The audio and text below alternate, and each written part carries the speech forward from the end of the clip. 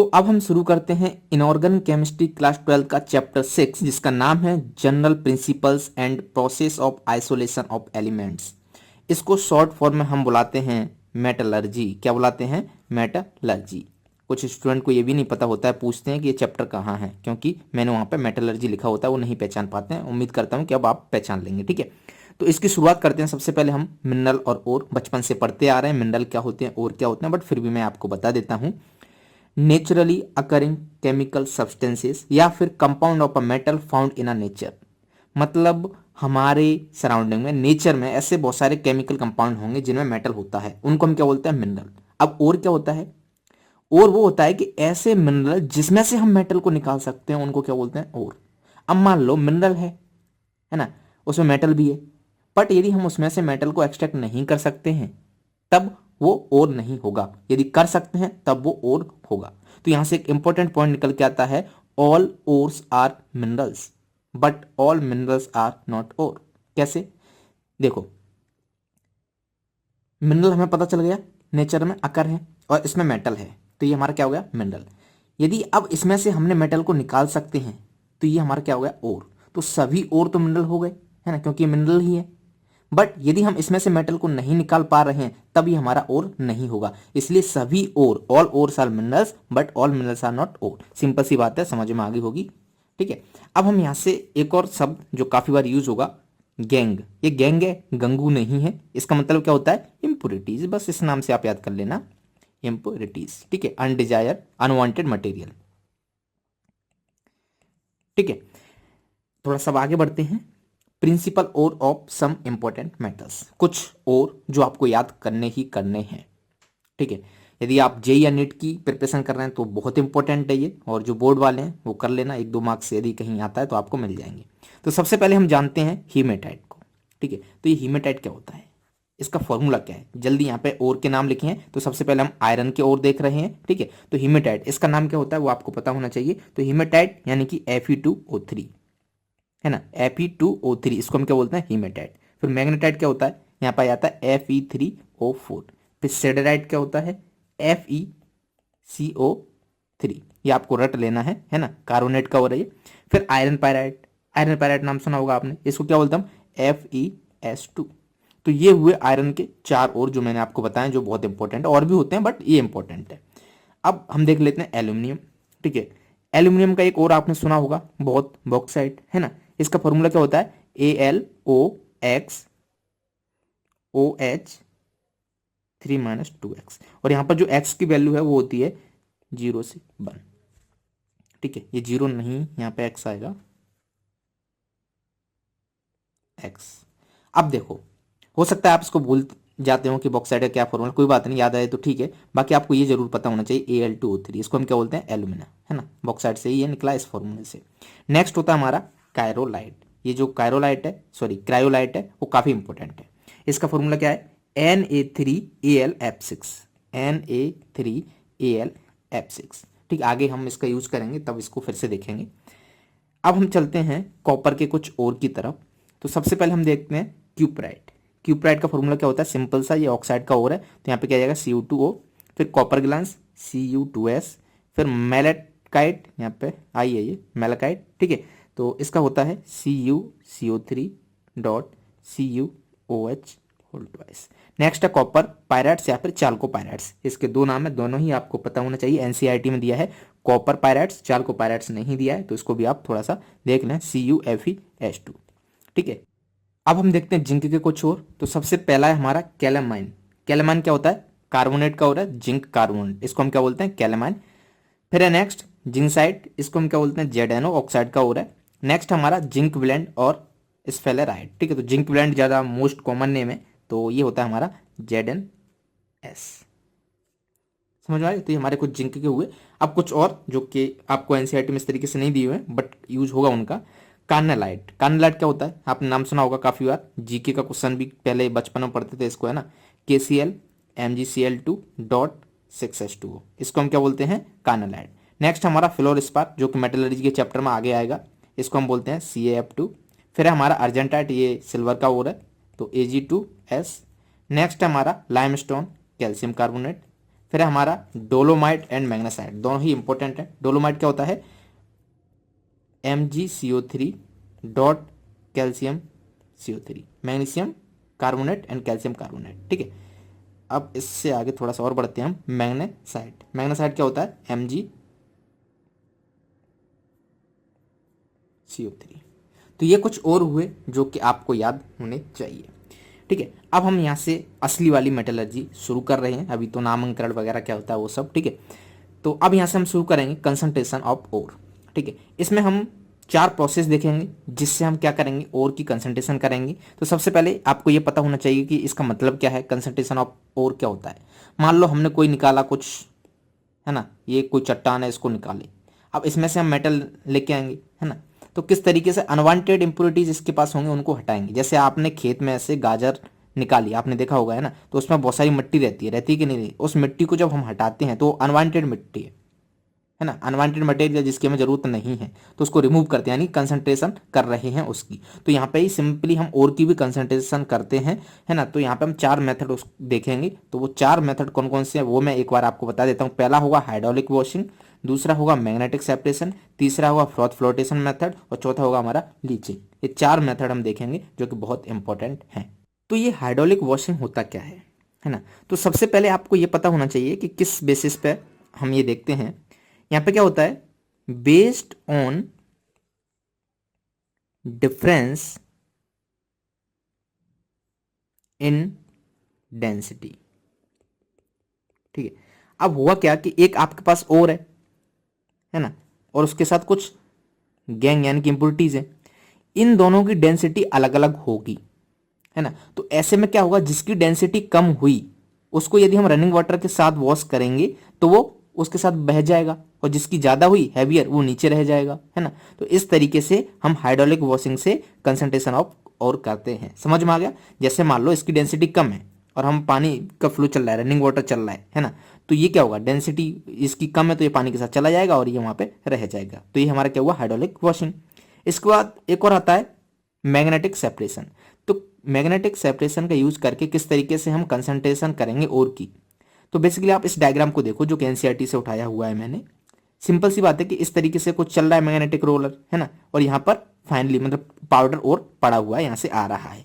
अब जैसा कि नाम से पता चल रहा है, यहाँ पे क्या लिखा है, मैग्नेटिक सेपरेशन, यानी कि कुछ उसमें से जो इम्प्योरिटीज हैं, 2 चीज होंगी, और प्लस इम्प्योरिटी, ठीक है। अब यदि इसकी अट्रैक्ट हो, ये मैग्नेटिक की तरफ ज्यादा अट्रैक्ट होता है और ये नहीं होता है ना। तो यहां पर क्या है, ये मैग्नेटिक लगी हुई है तो ये इससे चिपका रहेगा और इधर कलेक्ट हो जाएगा। और ये मैग्नेटिक से नॉन मैग्नेटिक पार्टिकल्स हैं जो कि मैग्नेट की तरफ अट्रैक्ट नहीं होंगे, तो इस तरीके से अलग गिरेंगे। तो इस तरीके से हमने क्या किया, गैंग और उसको और को सेपरेट कर लिया। सिंपल सी बात है। तो ये किस पे बेसिस है, मैग्नेटिक सेपरेशन यानी कि मैग्नेटिक प्रॉपर्टीज पे बेस है। तो ये भी बहुत सिंपल था। तो नेक्स्ट है हमारा फ्रॉथ फ्लोटेशन मेथड। तो इसका नाम से ही आप पता लगा सकते हैं, फ्रॉथ मतलब झाग। जैसे हम नहाते हैं ना साबुन से, तो जो झाग बनती है उसको हम क्या बोलते हैं, फ्रॉथ, है ना। फ्लोटेशन, ये फ्लॉट होता है तो इसी का नाम रख दिया फ्रॉथ फ्लोटेशन मेथड। बहुत सिंपल है, ध्यान से देखिएगा। सबसे पहले तो आपको ये पता होना चाहिए कि इसको यूज कहाँ करते हैं। तो ये जनरली इसका जो यूज है, यूज्ड फॉर सल्फाइड ओर, है ना। तो हम जनरली इसको सल्फाइड ओर के लिए यूज करते हैं, यूज फॉर सल्फाइड ओर। ये आपको पता होना चाहिए, काफी बार ये पूछ लिया जाता है 1 नंबर में, ठीक है, बोर्ड में भी और कॉम्पिटेटिव एग्जाम में भी आ जाता है। तो एक चीज हमें पता चल गया कि जो हमारा फ्रॉथ फ्लोटेशन मेथड है उसको हम यूज करते हैं किसके लिए, सल्फाइड ओर के लिए जनरली, ठीक है। अब कुछ चीजें, इस डायग्राम को देखो, ध्यान से देखना। यहाँ पे क्या होता है कि एक ओर है और उसके साथ क्या है, इम्प्योरिटी है। तो और पार्टिकल्स और इम्प्योरिटी, उनकी 2 प्रॉपर्टीज होती हैं कि एक तो पानी से वेट जल्दी गीला हो जाता है और दूसरा ऑयल से होता है, ठीक है। अब यहाँ पे हमने क्या किया, मिक्सर डाला और ऑयल का, ठीक है। अब और ये पैडल है जो रोटेट करेगा तो ये झाग वगैरह बनाएगा। अब इसमें होगा क्या कि जो मिनरल पार्टिकल हैं वहां पर कुछ फसूगर वगैरह बनेगा, झाग वगैरह बनेगा, फ्रॉथ के साथ ऊपर आ जाएगा इस तरीके से, और इसको हम कलेक्ट कर लेते हैं। तो इसलिए इसको हम क्या बोलते हैं, फ्रॉथ फ्लोटेशन मेथड। याद रहे, ठीक है, नहीं रहे तो जो चीजें हैं वो आपको पता होना चाहिए। क्या, पहली तो ये कि used for sulphide ore, simple सी बात है। दूसरा, इसमें हम यूज करते हैं कलेक्टर। ये कलेक्टर क्या है, ये आपको जिला वाला कलेक्टर नहीं है ये, है ना। कलेक्टर्स यानी कि यहाँ पे हम क्या करते हैं, पाइनऑल और फैटी एसिड यूज करते हैं कुछ, और एक और है हमारा जेंथेट्स। ये नाम आपको जरूर पता होना चाहिए, पूछ लेते हैं ये क्या है, ठीक है। तो ये किसका काम करते हैं, कलेक्टर का काम करते हैं।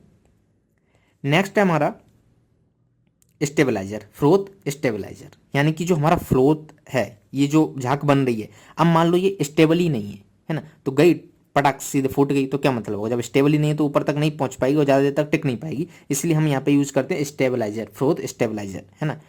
फ्रोथ स्टेबलाइजर, तो उसके एग्जाम्पल आपको पता होना चाहिए क्या होते हैं, एनिलीन एंड क्रीसोल्स। सिंपल सी बात है, समझ में आ गई। अब ध्यान से फिर से देखो एक बार, हम पढ़ रहे हैं फ्रॉथ फ्लोटेशन मेथड पढ़ रहे हैं, ये किसके लिए जनरली यूज होता है, सल्फाइड ओर के लिए होता है। यहाँ पे हम कलेक्टर और स्टेबलाइजर यूज करते हैं। कलेक्टर क्या करता है, पाइनॉल फैटी एसिड है ना, इसकी वेटेबिलिटी को बढ़ा देता है, राइट। तो एक और चीज यहाँ पे जो यूज करते हैं स्टेबलाइजर, ये क्या काम करता है, ये जो फ्रॉथ है उसकी स्टेबिलिटी को बढ़ा देता है, जिससे वो ज्यादा समय तक रह सके। अब इनके नाम आपको पता होना चाहिए, जो कलेक्टर्स होते हैं वो पाइनॉल फैटी एसिड और जेंथेट्स होते हैं, स्टेबलाइजर क्या होते हैं, एनिलीन और क्रिसॉल होते हैं, ठीक है। अब यहाँ पे एक केस और आ जाता है कि मान लो जैसे हम इसका यूज करते हैं, किसका, यहाँ पे कोई ऐसा केस है कि दो सल्फाइड हो रहे हैं, एक पीबीएस है प्लस जेडएनएस है ना। अब यदि हम कुछ भी नहीं कर रहे हैं यहाँ पे, तो ये दोनों के दोनों ऊपर आ जाएंगे इधर झाग में। अब हमारा मकसद क्या है, सेपरेट करना। जब दोनों ही यहाँ पे आ गए तो हम सेपरेट कैसे करेंगे, क्योंकि दोनों का मकसद मिल जाएगा हमें, पीबीएस जेडएनएस। तो इसको अलग करने के लिए हम यहाँ पे यूज करते हैं कलेक्टर। क्या यूज करते हैं, कलेक्टर। तो आपको सॉरी, यहाँ पे यूज करते हैं हम डिप्रेसेंट। क्या यूज करते हैं, डिप्रेसेंट। तो आपको डिप्रेसेंट पता होना चाहिए क्या होते हैं, ठीक है। तो यहाँ पे जो डिप्रेसेंट यूज होता है वो होता है हमारा NaCN। ये क्या कर देता है, ये जो हमारा जेडएनएस है ना, इसको प्रिवेंट कर देता है। जेडएनएस इसके साथ ऊपर नहीं आ पाता है फ्रोथ के साथ, तो हमारा क्या आएगा, पीबीएस आएगा, और जेडएनएस नीचे रह गया, पीबीएस ऊपर पहुंच गया, राइट। तो इससे क्या होगा, पीबीएस को हम कलेक्ट कर लेंगे और यहाँ पे जेडएनएस बचा, तो जेडएनएस को हम फिर इस तरीके से जैसे पहले करते थे उस तरीके से निकाल लेंगे। सिंपल सी बात, समझ में आ गई। तो ये चार चीज, कलेक्टर्स, स्टेबलाइजर, डिप्रेसेंट एंड किसके लिए यूज होता है, एक स्लाइड में ये कंप्लीट हो चुका है। तो ये हुआ हमारा फ्रॉथ फ्लोटेशन मेथड। अब हम देखते हैं हमारा नेक्स्ट मेथड, लीचिंग। ये जो लीचिंग है बाकी तीनों से अलग है, क्यों, क्योंकि हम यहाँ पे यूज करते हैं केमिकल रिएक्शंस। तो हमारे जो पहले तीन मेथड थे वो फिजिकल मेथड थे, और ये जो मेथड है वो केमिकल मेथड है, ये आपको पता होना चाहिए। अब ये जो लीचिंग है वो कब यूज करते हैं, जब हमारा जो ओर है वो सोल्यूबल होता है, कहाँ, सॉल्वेंट में, और इम्प्योरिटी सोल्यूबल नहीं होती है। तो हम पहला केस देख लेते हैं, किसका, लीचिंग ऑफ एल्यूमिना, ठीक है, leaching of alumina from bauxite.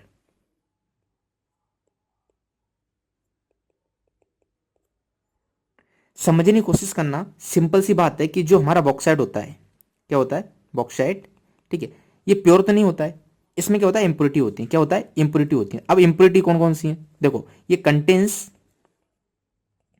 impurities like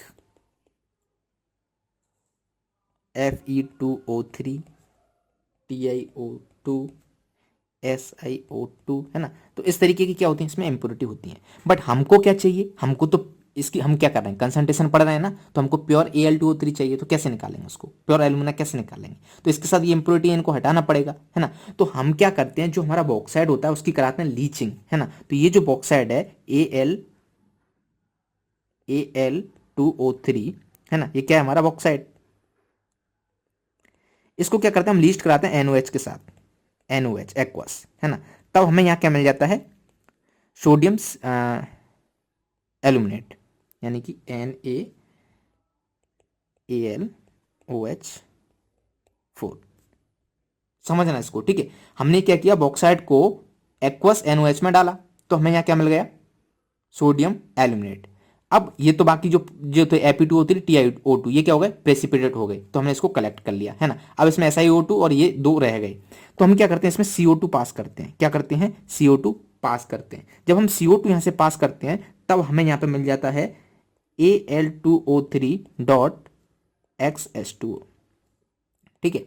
ये प्रेसिपिटेट हो जाता है। अभी ये क्या था, एक्वस सॉल्युबल था उसमें, अभी हमें क्या मिल जाता है, प्रेसिपिटेट मिल जाता है। फिर हम क्या कर देते हैं, इसको हीट कर देते हैं तो यहाँ से पानी गायब हो जाता है और हमें क्या मिल जाता है, एल्यूमिना Al2O3 मिल जाता है। समझ में आया। हम क्या कर रहे थे, लीचिंग कर रहे थे। लीचिंग में क्या लिया हमने, बॉक्साइड लिया जिसके साथ बहुत सारी इंप्योरिटी थी। जब हमने इसको NOH में डाला तो Fe2O3 TiO2 ये क्या हो गए, प्रेसिपिटेट हो गए, है ना। अब यहाँ पे ये दो बचे, SiO2 और ये बचा, है ना। तो इसको हमने कलेक्ट कर लिया अलग। फिर उसमें मैंने क्या किया, CO2 पास किया, CO2 डाला। तो जब CO2 डाला तो हमें इसका प्रेसिपिटेट मिल गया, ये वाला, है ना। तो इसको हमने अलग करके हीट कर दिया, तब हमें यहाँ पे क्या मिल गया, Al2O3। तो ये हुआ हमारा leaching of alumina from bauxite. अब देखते हैं हम leaching of Ag and Eu। ठीक है। तो जब हम सिल्वर और गोल्ड इनका लीचिंग करते हैं तो बेसिकली हम क्या करते हैं, एक एग्जांपल लेते हैं, ये Ag है, हम वहाँ पे NaOH यूज कर रहे थे, यहाँ पे हम क्या यूज करेंगे, KCN और NaCN। ठीक है। इसमें इसको डालेंगे एक्वस KCN या फिर NaCN, यहाँ पे लिख लेना एक्वस, ये तो ऑफकोर्स ऑलरेडी है। ठीक है।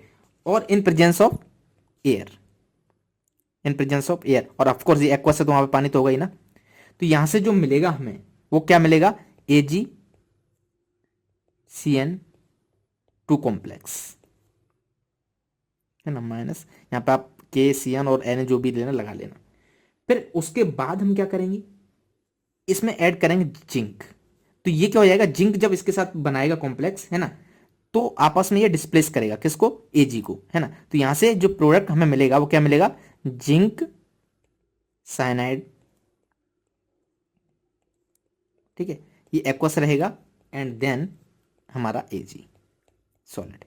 अब देखो सिंपल सी बात है, रिएक्शन याद हो या ना हो कोई फर्क नहीं पड़ता, बट आपको यहाँ ये पता होना चाहिए कि leaching of Ag and Au, यहाँ पे हम क्या करते हैं, यूज करते हैं KCN एंड NaCN।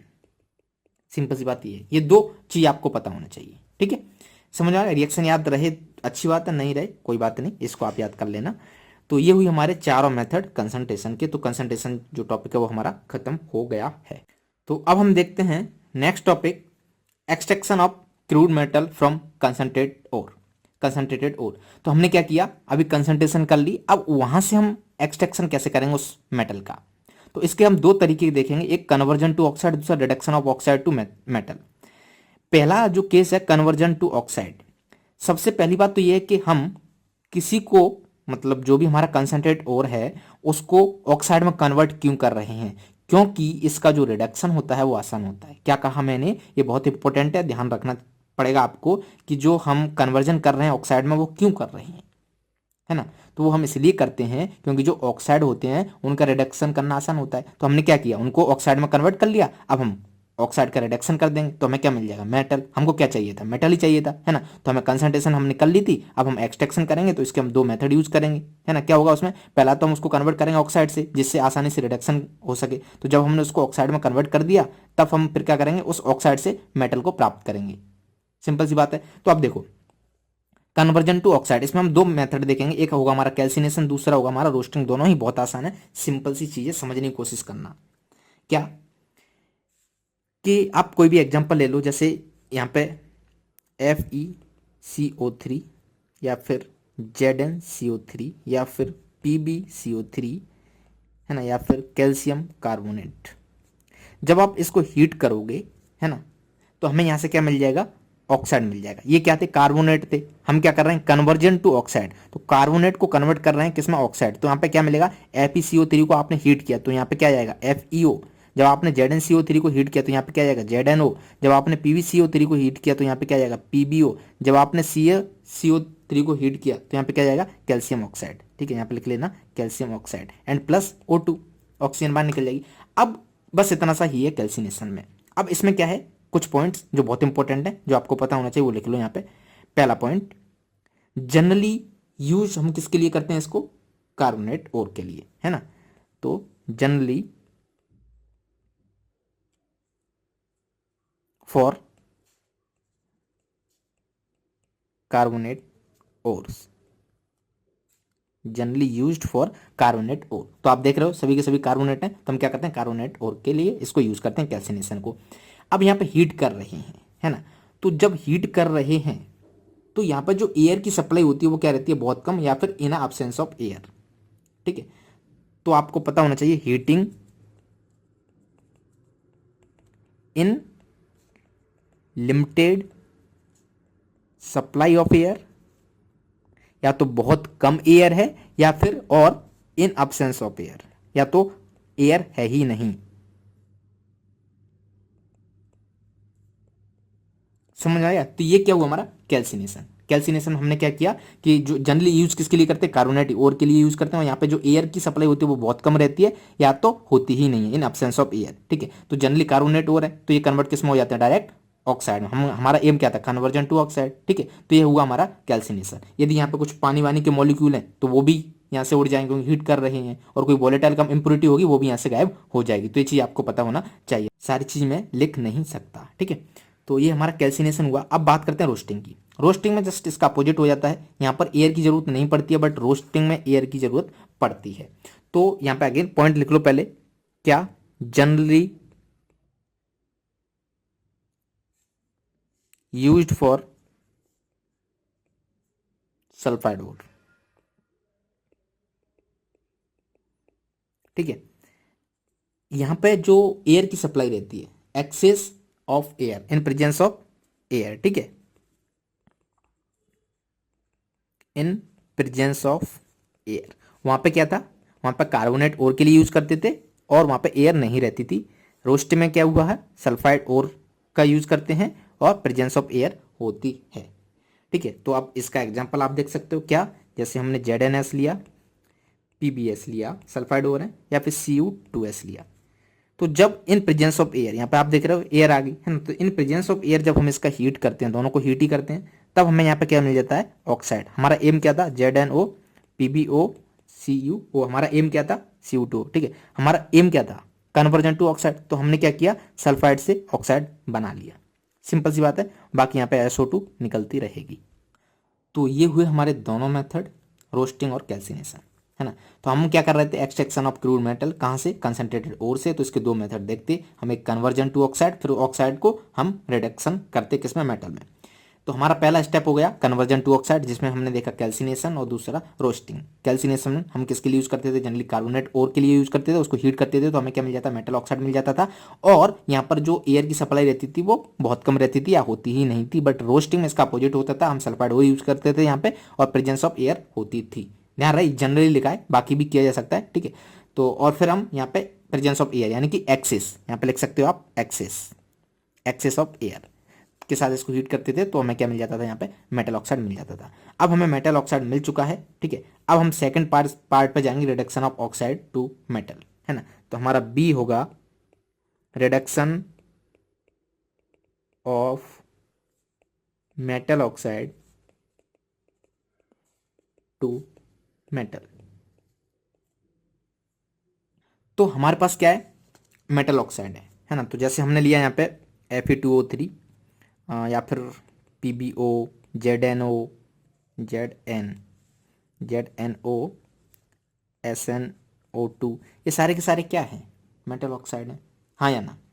हम क्या कर रहे हैं, इनका रिडक्शन कर रहे हैं, तो यहाँ पे जो रिडक्शन के लिए हम रिएजेंट लेते हैं वो आपको पता होना चाहिए, है ना। तो जो हमारे रिड्यूसिंग एजेंट हैं, हम यहाँ पे क्या लेते हैं, कार्बन या फिर कार्बन मोनोऑक्साइड। ठीक है, तो एक चीज यहाँ पे लिख लो, रिड्यूसिंग एजेंट, रिड्यूसिंग एजेंट कौन कौन से होते हैं, कार्बन या फिर कार्बन मोनोऑक्साइड। तो ये क्या है, हमारे मेटल ऑक्साइड है। जब हम इसकी रिएक्शन कराते हैं कार्बन के साथ, है ना, कार्बन एज अ कोक, तब हमें यहाँ से क्या मिल जाता है, metal oxide, sorry metal oxide है, ये रिड्यूस हो जाता है, तब हमें क्या मिल जाता है, मेटल, है ना। तो क्या मिलेगा यहाँ पे, Fe, PbO है, तो यहाँ से क्या मिलेगा, Fe से Fe2O3 से Fe मिला, PbO से क्या मिल जाएगा, Pb, देन इसी तरीके से ZnO से Zn, और SnO2 से Sn, बाकी यहाँ पे क्या निकल जाएगा, CO। सेकंड केस, यदि हम इसी का जैसे Fe2O3 या फिर PbO, है ना, यदि इसकी रिएक्शन कराएं हम CO के साथ, अभी हम कार्बन के साथ इसका रिडक्शन कर रहे थे, अब हम CO के साथ इसका रिडक्शन करें, तब हमें क्या मिलेगा, वही Fe और Pb, बट यहाँ पे क्या निकलेगा, CO2। समझने की कोशिश करना, इसको मैं फिर से एक्सप्लेन कर रहा हूँ। ये क्या था हमारा Fe2O3, है ना। जब इसकी रिएक्शन आप कार्बन के साथ करोगे तो कार्बन क्या करता है, रिड्यूस करता है ना। तो ये किस में है, +3 ऑक्सीडेशन स्टेट में, ये किस में, 0 में है। तो +3 से इसमें किस में पहुंचा दिया, इसने 0 में पहुंचा दिया, खुद का ऑक्सीडेशन होगा, तो इसने सामने वाले को रिड्यूस किया, इसलिए हम इसको बोलते हैं रिड्यूसिंग एजेंट, यानी कि बेसिकली इसका रिडक्शन हुआ, है ना। तो CO से यहाँ पे क्या मिल जाएगा, CO, कार्बन से यहाँ पे क्या मिलेगा, कार्बन मोनोऑक्साइड, और Fe2O3 रिड्यूस होगा Fe में, PbO रिड्यूस होगा Pb में, ZnO रिड्यूस होगा जिंक में, ठीक है, SnO2 रिड्यूस होगा Sn में। जस्ट कुछ सिंपल है, कुछ याद करने वाला इतना खास है नहीं, आपको ऐसा लग रहा हो कि क्या रिएक्शन हो रही है, बहुत सिंपल है। इसी की बात करें कि अब हम कार्बन की CO ले लेते हैं, तो बेसिकली यहाँ पे क्या मिल जाएगा, CO2 मिल जाएगा, क्योंकि ये क्या करेगा, इसको रिड्यूस करेगा, तो रिड्यूस करेगा तो खुल का क्या होगा, ऑक्सीडेशन होगा, तो ये किसमें +2 में है, तो इसका ऑक्सीडेशन हुआ किसमें, +4 में, तो इसने सामने वाले को रिड्यूस कर दिया, यानी Fe2O3 से यहाँ पे क्या मिल गया, Fe, है ना, PbO से यहाँ पे क्या मिल गया, Pb, ये किसमें +2 में है, ये किसमें 0 में, तो देख सकते हो ना, इसका क्या हुआ रिडक्शन और इसका क्या हुआ ऑक्सीडेशन। So simple, right. और एग्जांपल जो आपको पता होना चाहिए, जैसे हम यहाँ पे ले लेते हैं Cr2O3 या फिर Mn3O4। जब हम इसका रिएक्शन कराते हैं एल्यूमिनियम के साथ, है ना, और क्या कर देते हैं, हीट, तब ये क्या कर देता है, इसको रिड्यूस कर देता है, और यहाँ पे हमें क्या मिल जाता है, क्रोमियम, और ये मैग्नीज है, यहाँ पे क्या मिल जाता है, मैग्नीज। अब देखो ये +3 में था और ये किस में था, 0 में, अब ये किस में पहुंच गया, 0 में पहुंच गया, और यहाँ पे क्या मिल जाएगा हमें, Al2O3, क्या मिल जाएगा, Al2O3। समझ में आ रहा है ना। सिमिलरली यदि इसकी बात करें तो Mn3O4, है ना, ये किस में पहुंच गया, 0 में, और ये 0 था, तो ये किस में पहुंच गया, +3 में, Al2O3। तो ये 0 से +3 गया, यानी कि इसका ऑक्सीडेशन हुआ, ये 0 से +3 गया, इसका ऑक्सीडेशन हुआ, इसका क्या हुआ, रिडक्शन, इसका क्या हुआ, रिडक्शन। तो यहां पर ये जो एल्यूमिनियम है ये किसका काम कर रहा है, रिड्यूसिंग एजेंट की तरह काम कर रहा है, तो ये क्या हुआ यहाँ पे, रिड्यूसिंग एजेंट। मैं ये बता रहा हूं कि जरूरी नहीं है कार्बन और कार्बन मोनोऑक्साइड लो, और भी आप ले सकते हो, समझ में आ गया। तो यहाँ पे एल्यूमिनियम ने किसका काम किया, रिड्यूसिंग एजेंट का काम किया, और इसको हम क्या बोलते हैं, इस रिएक्शन को हम क्या बोलते हैं, थर्माइट रिएक्शन। ये भी बहुत इंपॉर्टेंट थी, तो इसलिए यहाँ पे लिख लेना, this reaction is known as thermite reaction। समझ में आ गया। तो ये हुआ हमारा रिडक्शन वाला पोर्शन भी कंप्लीट, यानी कि एक्सट्रैक्शन जो हम कर रहे थे क्रूड मेटल का वो कंप्लीट हो गया है। तो अब हम मूव ऑन करते हैं थर्मोडायनामिक्स, ठीक है। तो इस मेटलर्जी की जो थर्मोडायनामिक्स है उसके बारे में हम थोड़ा सा देख लेते हैं, ज़्यादा डेप्थ में नहीं जाएंगे क्योंकि काफ़ी लेंदी हो जाएगा, और 11th क्लास का ये पोर्शन है, बट कुछ चीज़ें जो आपको पता होना चाहिए वो मैं आपको बता देता हूँ। कि एक फॉर्मूला जो हम देखते जा रहे हैं, जो कि हर जगह आपको यूज़ करना पड़ेगा, उसका काफ़ी बार वो आपको देखने के लिए मिलेगा, ये वाला ΔG is equal to ΔH minus T∆S, ठीक है। ये सारी चीज़ें आपको इस फॉर्मूले में पता होना चाहिए। यहाँ पे ये जो ΔG है इसको हम क्या बोलते हैं, change in Gibbs free energy, change in Gibbs free energy, ठीक है। और ΔH क्या है, change in enthalpy, change in enthalpy, T क्या है, टेम्परेचर, और ΔS क्या है, चेंज इन एंट्रोपी,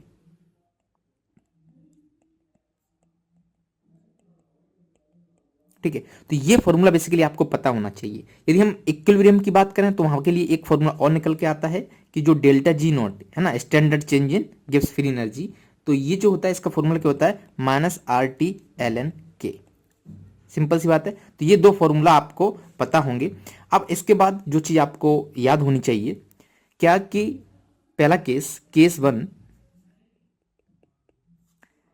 जब ΔG नेगेटिव होता है तब रिएक्शन क्या होती है, स्पॉन्टेनियस, ठीक है, यानी कि रिएक्शन आसानी से हो जाती है। जब ΔG पॉजिटिव होता है तब रिएक्शन क्या होती है, नॉन स्पॉन्टेनियस, रिएक्शन होती नहीं है, करवानी पड़ती है, ठीक है। जब ΔG 0 होता है तब रिएक्शन यानी कि वो इक्विलिब्रियम में होता है।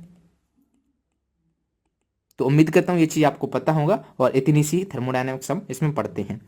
अब हम चलते हैं एक्सट्रैक्शन की तरफ। तो सबसे पहले हम देखते हैं एक्सट्रैक्शन ऑफ आयरन। काफ़ी सारी रिएक्शंस एनसीईआरटी में भी दी हुई हैं, आपको समझ नहीं आता है कौन सी याद करें कौन सी नहीं याद करें, कहाँ से क्या करें, क्या लिख के आएँ, तो बहुत ज़्यादा कन्फ्यूजन आपको हो सकता है। तो मैं कुछ रिएक्शंस बता रहा हूँ जो आपको पता होना चाहिए। तो हम एक्सट्रैक्शन ऑफ आयरन की बात करते हैं, तो इसको हम तीन फेज में देखेंगे।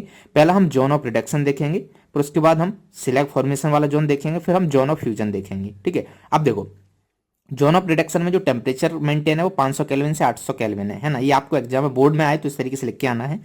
ठीक है। तो यहाँ पे क्या करते हैं Fe2O3 की जब हम कार्बन मोनोऑक्साइड से रिएक्शन कराते हैं तब हमें यहाँ Fe3O4 मिलता है और CO2, ये ऑक्सीडाइज हो जाता है, ये रिडक्शन हो जाता है। फिर इसका अगेन हम कार्बन मोनोऑक्साइड से रिएक्शन कराते हैं तब ये फिर ऑक्सीडाइज होता है CO2 में और ये रिड्यूस हो जाता है, यहाँ पे Fe मिल जाता है। तो ये दो रिएक्शन। अब मान लो यहाँ पे Fe2O3 यदि इसके हम रिएक्शन CO से कराएं तब हमें क्या मिलेगा यहाँ पे FeO और यहाँ पे क्या मिलेगा CO2, ये ऑक्सीडाइज हो जाता है CO से CO2 में और ये Fe2O3 से FeO में पहुंच जाता है। तो आप यहाँ पे जैसे देख सकते हो ये +3 में है, ये +2 में है। तो बेसिकली इसका क्या हो रहा है रिडक्शन, इसका क्या हो रहा है ऑक्सीडेशन, +2 से +4 पहुंच रहा है। बहुत सारी रिएक्शन होती है, मेटलर्जी है, काफी रिएक्शन होती है ना। तो मैं तो 2 साल से मेटलर्जी पढ़ रहा हूँ, तो यदि इसको डेप्थ में जाऊंगा तो बहुत ज़्यादा हो जाएगा ये। तो जितनी ज़रूरत है उतनी रिएक्शंस आपको एटलीस्ट याद होनी चाहिए। तो मैं बहुत कम ही रिएक्शन बता रहा हूँ। जैसे हम बात करते हैं second, zone of Selek formation. Selek कैसे बनता है, कैल्शियम कार्बोनेट है, इसको हीट करोगे तो क्या मिलेगा हमें, कैल्शियम ऑक्साइड प्लस CO2। तो ये जो कैल्शियम ऑक्साइड है वो सिलिका से कंबाइन होता है तब हमें यहाँ पे कैल्शियम सिलिकेट मिल जाता है, इसको हम क्या बोलते हैं सिलेक, है ना। इसकी बहुत बड़ी भूमिका रहती है। अब बात करते हैं हम तीसरे जोन की, जोन ऑफ फ्यूजन। तो बेसिकली हमको क्या करना था, आयरन प्राप्त करना था। तो यहाँ पे जो टेम्परेचर रेंज रहता है वो 900 केल्विन से 1500 केल्विन रहता है। तो C + CO2, यहाँ से हमें क्या मिल जाता है CO। ये जो रिएक्शन है बहुत इंपॉर्टेंट है, दोनों दोनों आपको पता होना चाहिए। फिर यहाँ पे जो Fe है वो इस कार्बन मोनोऑक्साइड से कंबाइन होता है तब हमें यहाँ पे क्या मिल जाता है Fe। तो यहाँ पे CO से CO2 ऑक्सीडाइज हुआ ये, है ना। और यहाँ पे FeO आप देख रहे हो आयरन +2 में था, +2 में, और यहाँ पे किसमें 0 में। तो इसका क्या हुआ रिडक्शन, है ना। तो ये क्या था रिड्यूसिंग एजेंट था, यानी कि सामने वाले को रिड्यूस करेगा। तो इसने FeO को क्या कर दिया, रिड्यूस कर दिया, +2 से 0 में पहुंचा दिया। तो इस तरीके से हमारा ये क्या हुआ एक्सट्रैक्शन ऑफ आयरन। अब हम देखते हैं एक्सट्रैक्शन ऑफ कॉपर, सिंपल सा है। तो देखो बेसिकली इसकी दो इंपॉर्टेंट रिएक्शन है जो आपको पता होना चाहिए। पहली बात, ठीक है, क्या कि जब हम कॉपर सल्फाइड है। अब एक बात बताओ, यदि आपको पास कॉपर सल्फाइड है ना, आपको क्या चाहिए, कॉपर चाहिए। तो सबसे पहले क्या आता है आपके दिमाग में, सिंपल सी बात है, हमने क्या सीखा था कि जब भी सल्फाइड या कोई दूसरा और हो तो हम सबसे पहले उसको कन्वर्ट करते हैं किसमें, ऑक्साइड में। ऐसा क्यों करते हैं, जिससे उसका रिडक्शन क्या हो आसान, है ना। तो अब सल्फाइड है, सल्फाइड को हम इसमें कन्वर्ट करेंगे कॉपर ऑक्साइड में, तो कौन सा मेथड यूज करते थे, रोस्टिंग या कैल्सिनेशन। ऑफकोर्स कैल्सिनेशन यूज करते थे, किसके लिए, कार्बोनेट के लिए, है ना। और रोस्टिंग यूज करेंगे किसके लिए, सल्फाइड के लिए। तो हम यहाँ पे क्या करेंगे, रोस्टिंग कराएंगे तो हमें CO2 मिल जाएगा। जब हमें CU2O मिल गया तो फिर CU2O की हम रिएक्शन करा देंगे कार्बन के साथ। कार्बन क्या है यहाँ पे, रिड्यूसिंग एजेंट है ना। तो ये क्या करेगा, इसको रिड्यूस कर देगा और डायरेक्टली हमें क्या मिल जाएगा, कॉपर मिल गया। बट एक्चुअली में ये प्रोसेस ऐसी नहीं होती। ये दो रिएक्शन आपको याद होना चाहिए, बाकी कुछ और रिएक्शन हैं जो मैं आपको बता रहा हूँ।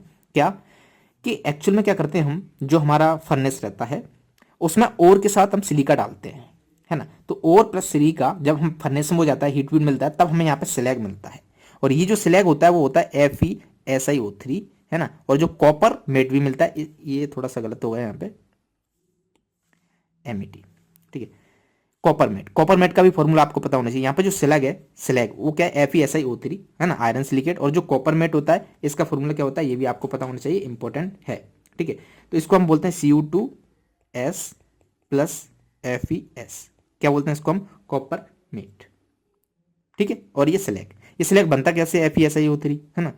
तो बेसिकली जो FeO है वो कंबाइन होता है SiO2 से, तब हमें यहाँ क्या मिल जाता है, स्लैग मिल जाता है।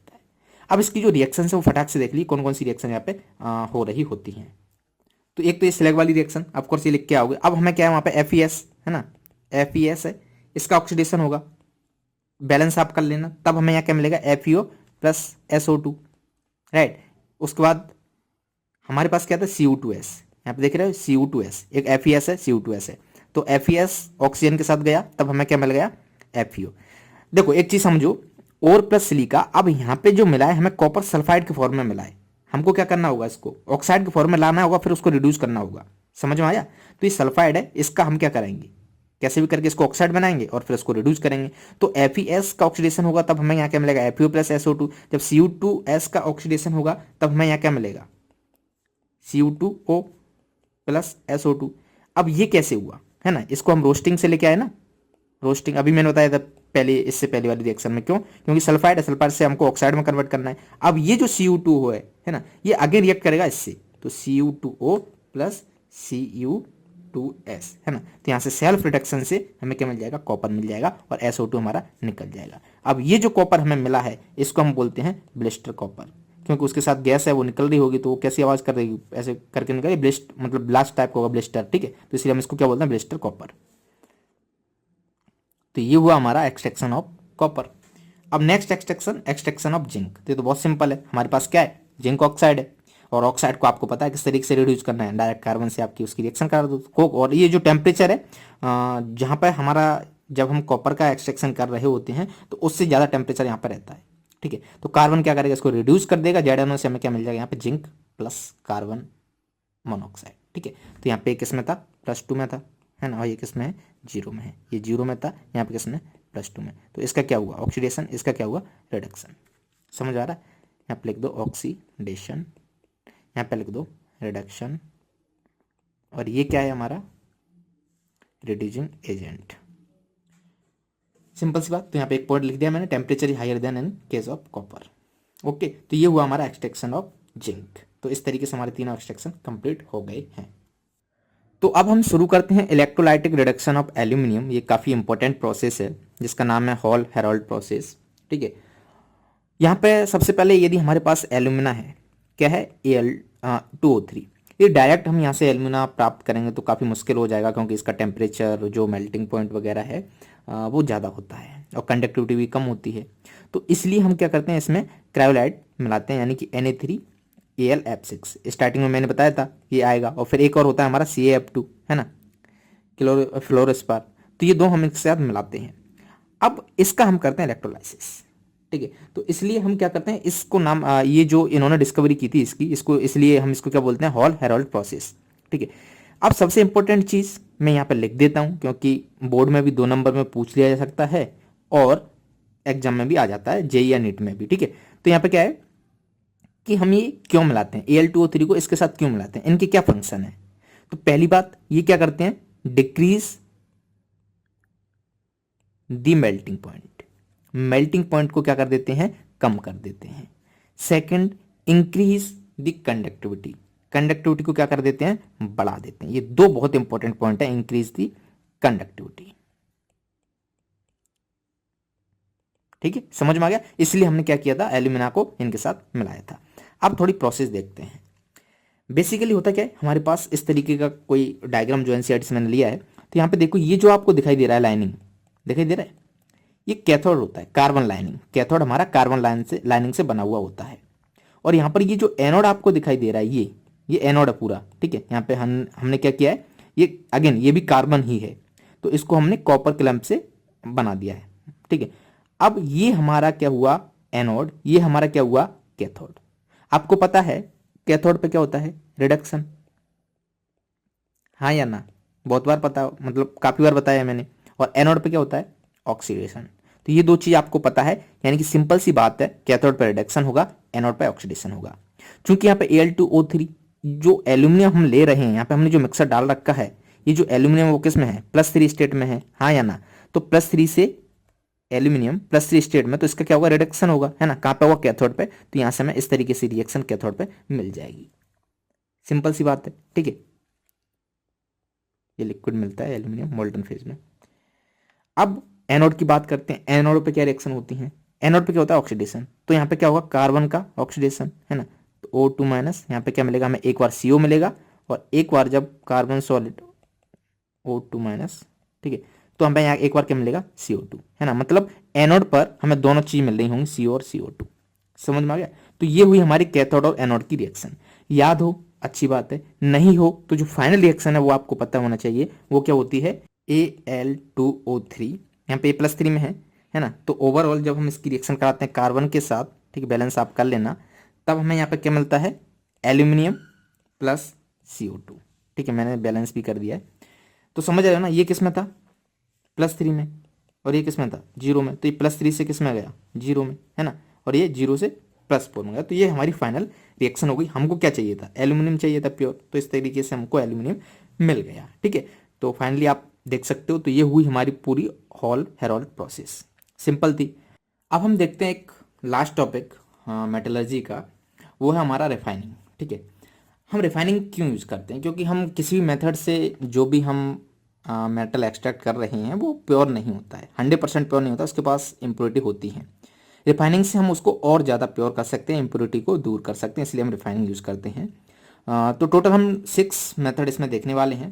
पहला हमारा डिस्टिलेशन होगा, दूसरा हमारा लिक्वेशन होगा, तीसरा हमारा इलेक्ट्रोलाइटिक रिफाइनिंग होगी, चौथा हमारा जोन रिफाइनिंग होगा, पांचवा हमारा वेपर फेज रिफाइनिंग होगा, छठवां हमारा क्रोमेटोग्राफिक मेथड होगा। तो सिंपल सिंपल मेथड है, बहुत छोटे छोटे मेथड है, बहुत जल्दी कंप्लीट हो जाएगा। तो सबसे पहले हम डिस्टिलेशन की बात करते हैं, नाम से ही पता चल रहा है डिस्टिलेशन है ना। तो ये किसके लिए यूज करते हैं? Metal which has low boiling point than impurities. ऐसे मेटल जिनका बॉइलिंग पॉइंट क्या होता है? कम होता है इम्प्योरिटी से। जैसे मान लो मैंने एक मेटल है, ठीक है, और यहाँ पे इम्प्योरिटीज हैं कुछ। अब इसका बॉइलिंग पॉइंट इस इम्प्योरिटी से कम है, तो जब आप इसको हीट करोगे तो कौन जल्दी उड़ेगा? ये, क्योंकि इसका बॉइलिंग पॉइंट कम है, ये यहीं रह जाएगा, ये उड़ जाएगा, है ना। तो जब ये उड़ जाएगा, वॉलेटाइल हो जाएगा, तो हम उसको कलेक्ट कर लेंगे फिर से, तो हमें क्या मिल गया? इस तरीके से प्योर मेटल मिल गया, राइट। तो ये हुई हमारी डिस्टिलेशन। अब इसके एग्जाम्पल, है ना, तो एग्जाम्पल आप लिख सकते हो, जिंक है, एग्जाम्पल मैं लिख देता हूँ, जिंक, कैडमियम, मरकरी, ठीक है। तो उस तरीके से आप इसके एग्जाम्पल बता सकते हो। नेक्स्ट मेथड है हमारा लिक्वेशन। नाम से पता चल रहा है लिक्वेशन, है ना। तो यहां पर ये used for metal which has low melting point than impurities. Impurity से कम मेल्टिंग पॉइंट जिसका होता है, उसके लिए हम क्या करते हैं? लिक्वेशन का यूज करते हैं। तो इसका जो एग्जाम्पल है वो क्या है? टिन, आप लिख सकते हो एसन टिन। समझ में आ गया? सिंपल सी बात है, ठीक है। एग्जाम्पल देखना चाहते हो, जैसे यहाँ पे मेटल है प्लस इम्प्योरिटी है, राइट। अब जब आप इसको हीट करोगे तो ये मेटल पिघल जाएगा जल्दी, वो नहीं पिघलेगा, उसको हम कलेक्ट कर लेंगे। सिंपल सी बात है। तो ये हमारा क्या हुआ? लिक्वेशन, लिक्वेशन, ठीक है। थर्ड मेथड की बात करते हैं, इलेक्ट्रोलाइटिक रिफाइनिंग। इसको हम काफी बार देख चुके हैं, एक बार फिर से देख लेते हैं। क्या? पहला यहां पे क्या होता है? एनोड पर ऑक्सीडेशन होता है, हमें ये पता है। कैथोड पर रिडक्शन होता है, हमें ये भी पता है ना। तो एक एग्जांपल लेते हैं, हमने जो एनोड है, ठीक है, ये क्या है हमारा? एनोड इम्प्योर कॉपर से बना दिया, ठीक है। और यहां पे हमारा क्या है? ये कैथोड, इसको प्योर कॉपर से बना दिया, ठीक है। अब ये कोई सॉल्यूशन है, ठीक है, इस तरीके से इलेक्ट्रोलाइटिक रिफाइनिंग की बात कर रहे हैं। अब हुआ क्या? यहां पे क्या होगा? जैसे एक एग्जांपल लो, यहां पे Cu है ना। तो ये Cu क्या होगा? ऑक्सीडेशन, Cu से Cu2 plus plus 2 electron anode पर। यदि बात करें कैथोड पे, तो कैथोड पे क्या होगा? यहाँ पे जो Cu2 प्लस है वो इधर डिपोजिट होंगे, यानी कि Cu2 प्लस प्लस 2 इलेक्ट्रॉन, और यहाँ पे हमें क्या मिल जाएगा? Cus।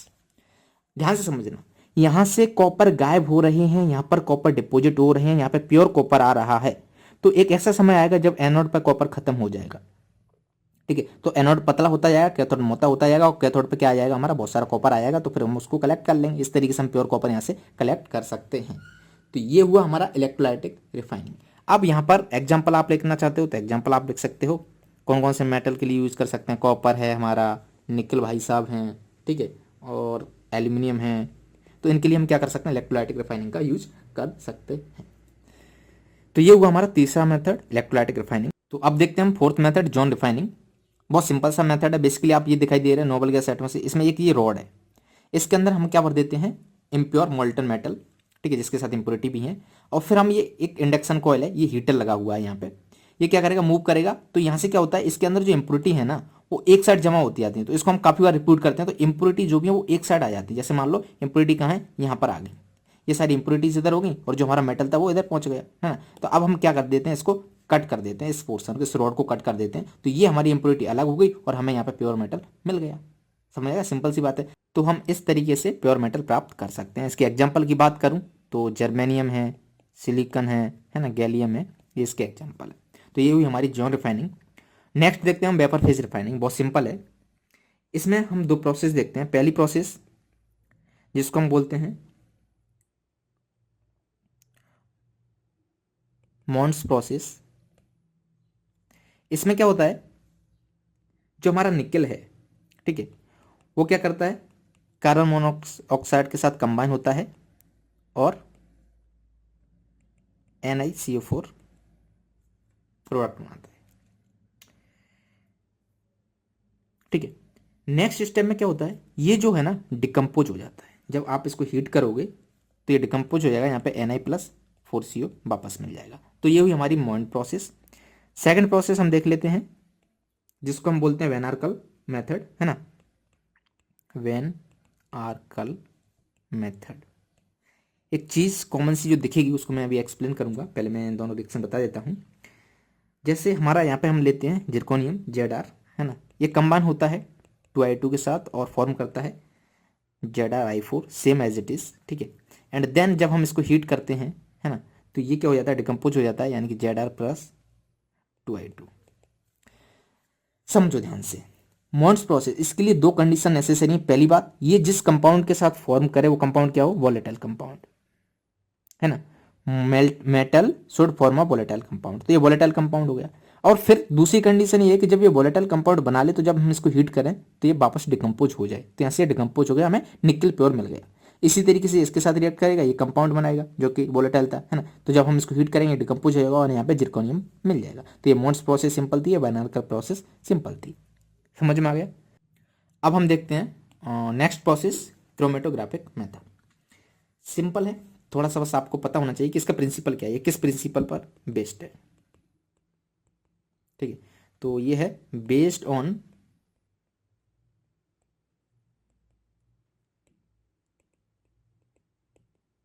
प्रिंसिपल ऑफ एडजॉर्प्शन, ठीक है। तो ये काम करती है एडजॉर्प्शन के बेसिस पे। तो जो डिफरेंट कंपोनेंट्स हैं मिक्सर के, वो अलग अलग उनका एडजॉर्बेंस प्रॉपर्टी होती है ना, तो उस बेसिस पे ये क्रोमेटोग्राफिक मेथड काम करता है। जैसे मैं एक एग्जांपल लूँ, यहाँ से आपने ABC 3 कंपाउंड लिए है ना, और यहाँ पे एडजॉर्बेंट लगे हुए हैं। अब मान लो इसकी प्रॉपर्टी ज़्यादा है, ये बहुत जल्दी एडजॉर्ब हो जाता है, तो यहाँ पे ही एडजॉर्ब हो जाएगा, नीचे तक पहुँच ही नहीं पाएगा। फिर B नीचे तक पहुँच जाएगा, C एकदम नीचे आएगा, तो इसको क्या आप कलेक्ट कर सकते हो। तो ये हुआ हमारा क्रोमेटोग्राफिक मेथड, सिंपल सा मेथड था। उम्मीद करता हूँ ये आपको समझ में आ गया होगा, ठीक है। तो हमारा ये चैप्टर कंप्लीट हो गया है। ओके, तो चलिए फिर हम इस चैप्टर को समाप्त करते हैं।